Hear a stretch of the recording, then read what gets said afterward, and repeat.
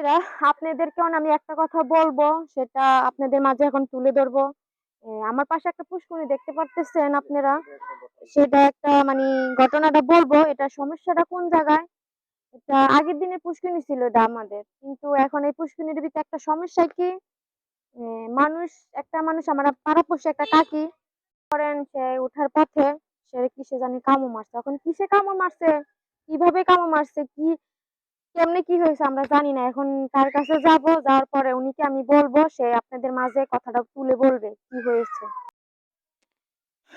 আমি উনির সামনে আসছি, যিনিকে কামড় মারছে এর এখন জিজ্ঞেস করব কিসে কামড় মারছে। হ্যাঁ আমার কাকি লাগে, আমার কাকির আমি জিজ্ঞেস করব কি হয়েছে। কাকি আপনার কি হয়েছে?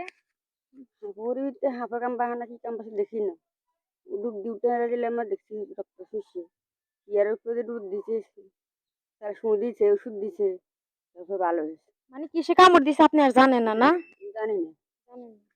আরে কিসে কামড় মারছে সে এখনো জানে না, বলতে পারে না কিসে কামড় দিছে, কিন্তু এর গলা আমার হাইতে কম পাইছে না। এর গলা তুলি পানি ছিল, গলা তুলি পানির ভিতরে হেরে কামড় মারছিল, কিন্তু কিসে কামড় মারছে সেটা সে বলতে পারে না। অনেক ওষুধ খাইছে, তারপরও কিছু হয় না। এখন বর্তমানে অনেক একটু সুস্থ আছে সে।